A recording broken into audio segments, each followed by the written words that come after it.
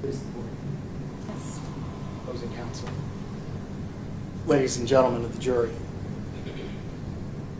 callous and casual was the first murder. The two that followed were calculating and cruel. In May of 2016, Brice Rhodes snuffed out the life of Christopher Jones, Larry Ordway, and Maurice Gordon. The evidence is going to show that these acts occurred basically as two acts. And so if this were a play, these would be the characters that are involved in the first act. We have Maurice Gordon and Larry Ordway. Despite having different last names, these two are brothers that live together. They went to school at Olmsted. They liked playing basketball. They enjoyed rapping. They were always hanging out together. They had a home. They had a family. But from time to time, they would be out of the house for a few days. That wouldn't be anything unusual for them. They were born 2 years apart and a day, so they almost had the same birthday.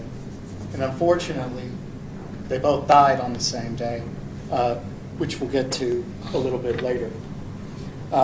So these two brothers that were always hanging out together, 16 years old and 14-year-old, were friends with several people, one of which was Jacory Taylor. Now, Jacory, you're going to hear testimony from him. He's going to testify. He had a rough go of it. He had lost his job at White Castles. He was in and out of people's houses. He would stay in the stairwell at his girlfriend's house. He was just kind of on the boundary of things. And he was friends with both Larry and Maurice. And Jacory goes by Corey also sometimes. And Maurice Gordon also goes by Maurice. And they were mutual friends with Brice Rhodes, the defendant here, who went by Rambo. Brice Rhodes, was 25 years old at the time in 2016 when he's hanging out with 14-year-olds and 16-year-olds. Jacory was 17 years old. And there's one more person in this friend group.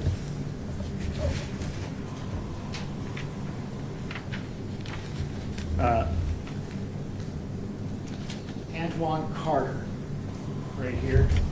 And he goes by Buddha. And he was just a friend of theirs that would hang out. So, as they were hanging out,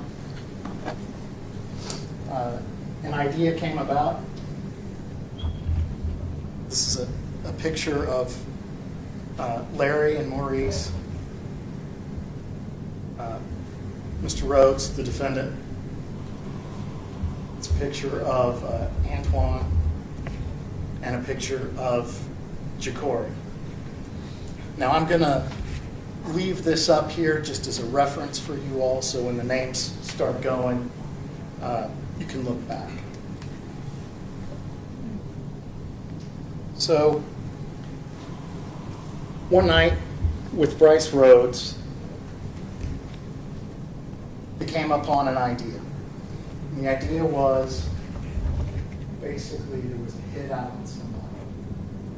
And they were going to kill that person and collect on the hit. And Brice Rhodes was aware of this hit and knew who would pay on it and knew who the target was.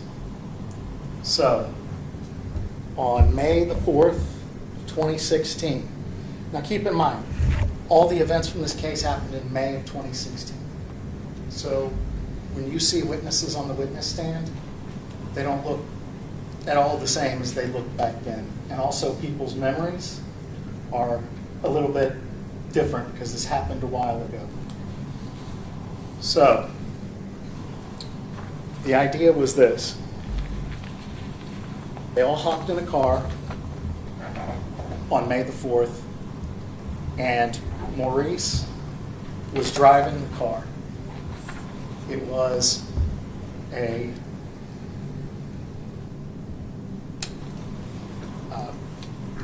blue Mazda that was owned by the defendant, Mr. Rhodes.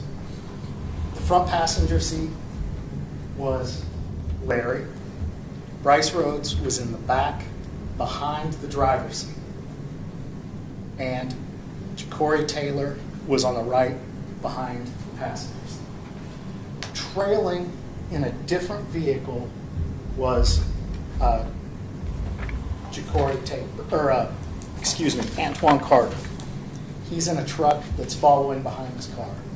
So it's nighttime, and they're driving around looking for this guy, looking to collect the price on his head. As they approach,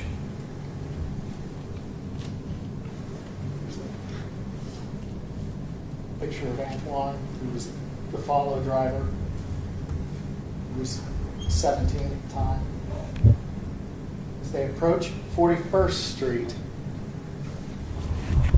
there's video of the car driving by, then video of the truck. What happened was a man was walking out in the streets, and he had long braids. And so he looked like the guy that Brice Rhodes believed the hit was on. So Brice Rhodes rolled down his window. The guy was walking out of the street. Cars are parked in the road. He's walking out into this, away from the street, in between the cars. And Brice Rhodes yells out the window to him, "Hey, get out the road, bitch," and then shoots him one time in the side. And the bullet wound is going to go through his arm and into his side. Police are going to be alerted that there was a shooting and respond to the scene.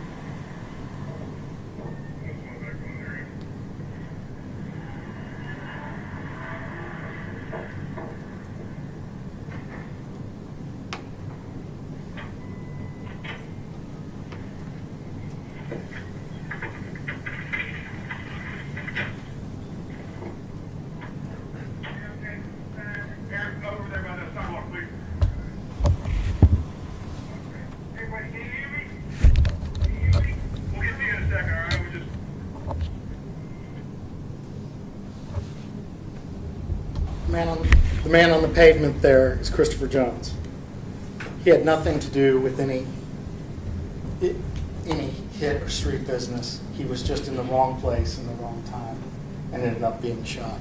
He was still alive, but non-responsive there at the scene. EMS took him to the hospital where he passed away.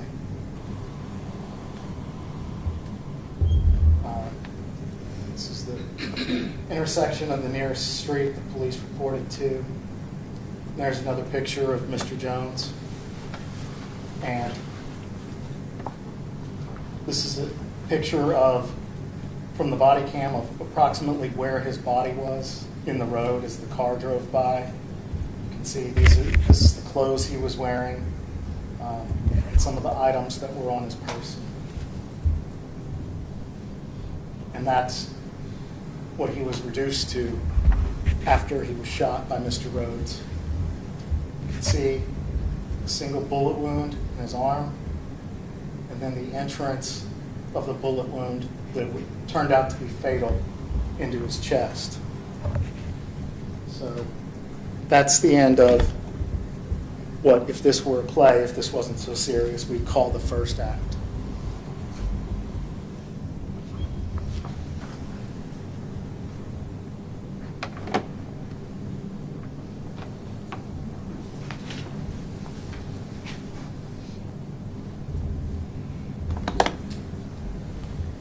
Now, a couple different ways it happened, but essentially, Brice Rhodes became aware by overhearing a phone conversation with Jacory talking to Maurice that they were talking about the murder that had happened, that their family knew about it. And as soon as Mr. Rhodes knew that the boys were talking, even just to their family, he knew that they had to do something about these boys to keep them from talking, to cover up this first murder. So this is a black Dodge Charger that Mr. Rhodes had access to and often drove. And you're going to hear testimony that on the 22nd of May, just a couple of weeks later, this black Charger picked the boys, Larry and Maurice, up at their house. And that was the last time that anybody from that apartment was going to see them alive again.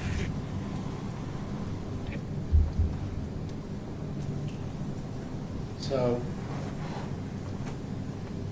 Maurice and Larry are obviously going to be the victims in this second act. And it's going to be carried out by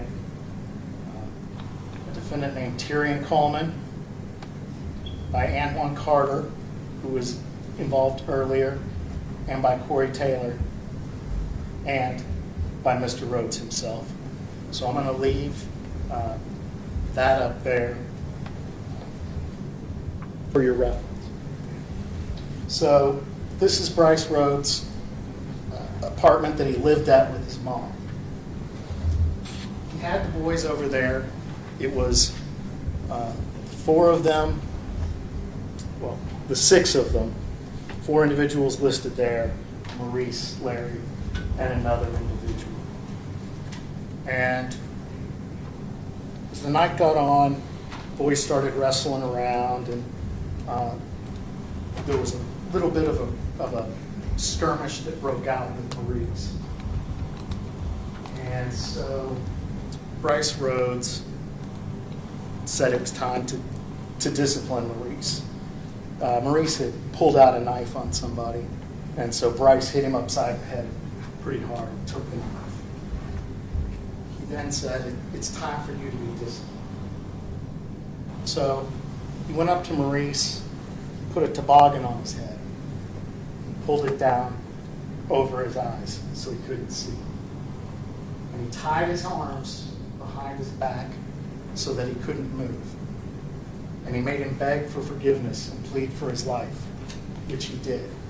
He was begging everyone in that room to spare him and apologizing and saying he was sorry. So Larry, his brother, was taken and held in a different room.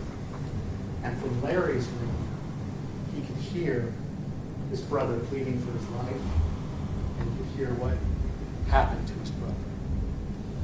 And what happened to his brother is that he was punched a few times by Mr. Taylor. And then Brice Rhodes took a knife and began stabbing him over and over and over again. In the chest, in the midsection, and in the genitals. He was screaming and crying out for help, and his brother was helpless a room away to do anything about it. When they were finally done, they rolled Maurice over, and then they brought Larry into the room. And then they repeated the process. They took the toboggan off, they put it on Larry's head, they put something over Larry, and they started stabbing him. till he died there in that apartment.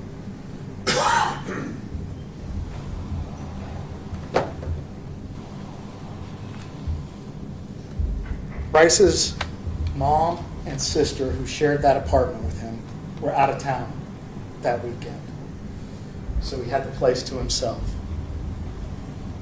He had the people involved help him take the body of the boys and put them in some totes, which he then carried down and put in the back of his Mazda. Some in the back seat, and one of them in the back seat, and one of them in the trunk. And then he drove off. Now he left Antoine and Jacory at the house to clean up, because there was blood all over the carpet. He gave them cleaning supplies, and he gave them towel. And just for good measure, because his mom was out of town, he had them also do his dishes while they were scrubbing up the blood.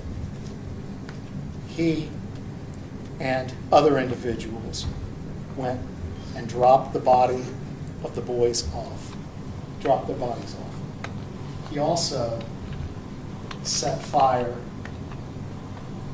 to the items that were associated with the stabbing and left it in a dumpster. Dropped the bodies off around 4028 River Park Drive, which you can see from the area is near the park, near Wanda Park where they play ball. So on the 22nd day of May, this is what somebody in the neighborhood discovered. 2 boys, mutilated, stabbed, set on fire, and left like trash.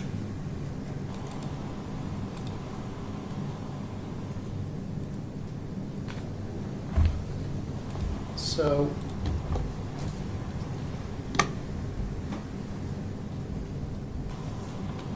boys' parents are starting to wonder where they're at when they don't come home after the first day. And so mom gives them a call. Well, the person that answers the phone isn't Maurice. It's Antoine Carter. And he tells her, kids are fine. They're doing something else. I just borrowed the phone. So police discover the 2 bodies. And eventually they have sketch artists come out. They can't get fingerprints because the bodies are too badly burnt. They have sketch artists come out and draw a picture of how the boys looked, and they're looking for, checking news stories for missing boys. Eventually, they find that there's 2 boys that are missing from Olmsted School, and they have the boy's mother come out, and she identifies that, yes, that's them. From there, police realize a couple things. They know who the boys left with that night. They know that it was Mr. Rhodes. They also know that they left with Antoine Carter and Jacory Taylor. So police track the phone, and eventually it leads them to Antoine Carter. And Antoine Carter eventually ends up talking to police and explaining what happened after some little bit of give and take. He finally got to the story of what happened. About this same time, police pick up Brice Rhodes, and he gives a short statement, which you will hear. Police go out to Brice Rhodes' house once they've heard what happened, and they start pulling up the carpet from his house. And when they do a DNA analysis on that carpet, of course, they find the blood of the 2 brothers is there on the carpet. Police also learn that after this event, after that night, When Brice Rhodes comes back from dropping the bodies off, he picks up the two boys that were left to clean up the house. Corey had with him the boots that he wore in the house. And he left those boots at a girlfriend's house. And so police got a search warrant. They go to that girlfriend's house, and those boots, the DNA on those boots, comes back to the boys as well, corroborating what was said earlier. He also gives a statement to police, and it pretty much matches the statement of Antoine Carter that I've just relayed to you. So, here's a picture of the apartment, how cleanly the flooring was stripped from Brice Rhodes' place. Another thing that police did once the investigation got underway was they went and looked at Brice Rhodes' blue Mazda that had transported the two victims in the tote sacks. And you'll notice this is a picture of the back seat of the Mazda. All the cloth seating has been ripped out of it. And then this is a picture of Jacory at the police station giving his statement. You can see, I want you to remember how young he truly is. At this point in time, he is 5'5", weighs 122 pounds. Brice Rhodes is a 25-year-old grown man. This picture of the boots that were recovered from the girlfriend's house.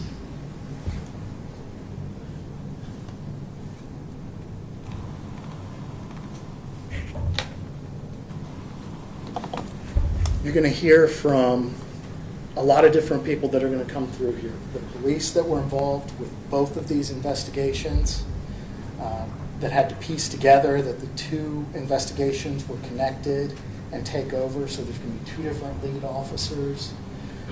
You're going to hear from experts in, you're going to hear from the medical examiner, you're going to hear from CSU professionals. You're going to hear everything that the police did to make sure that the three victims in this case get justice. And I hope at the conclusion of the Commonwealth's case, you will give them that justice. Thank you.